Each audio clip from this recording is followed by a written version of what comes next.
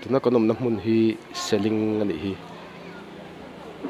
Torexo ron tlan meka thei kan zoom deuh lok anga ei selling bazaar so hnuai so tuna Torexo tlan chona helampang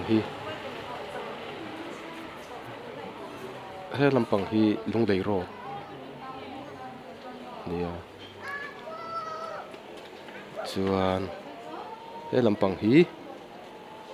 enge kha roi te hemi khuwa hi eng khui rot nge kha okay fang lampang hi helampang hi ke fang rot lampang an ve thung chun kan zu manga helai hi an bazar kha selling bazar kha ni hi he lampang a khu khop mai lum bok a khu bok a hi teng lori ni hi lampang ron tlan hi aizol rot ania selling khuwa chu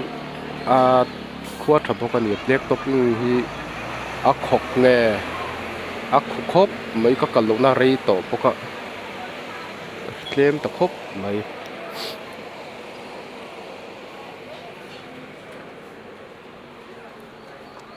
karon la don cheu o kapi o hei kapi ten ni hi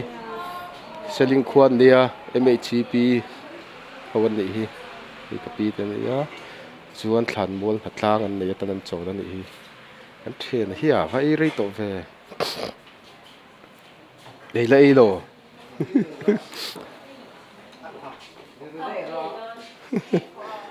hei kan chawna o kan chawna hotel hi Esther restaurant ni tlatin ka hria aniam o en chinang e oni hi ka hritlang lu tuka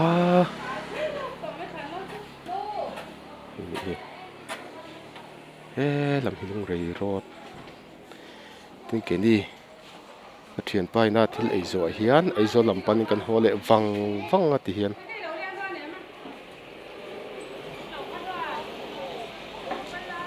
alum de tuk ti bak chu sei tur vak om lo ni lai vel bor hi ei kan la lenge kapi te hi hei MHP thlan mol hatlang ron bye ula le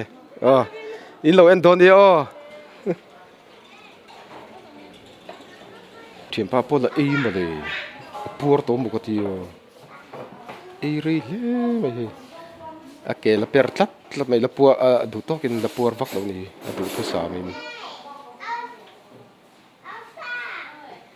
câu hi adik lâu mấy thế này các thịt lang ôm nal tụi khum betin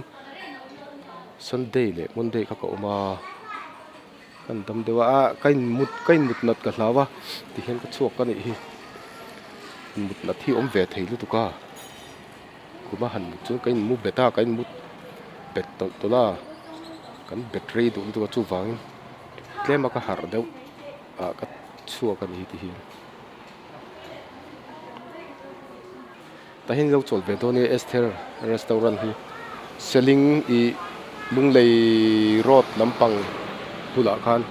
until siam tui baga an fel khop mai hei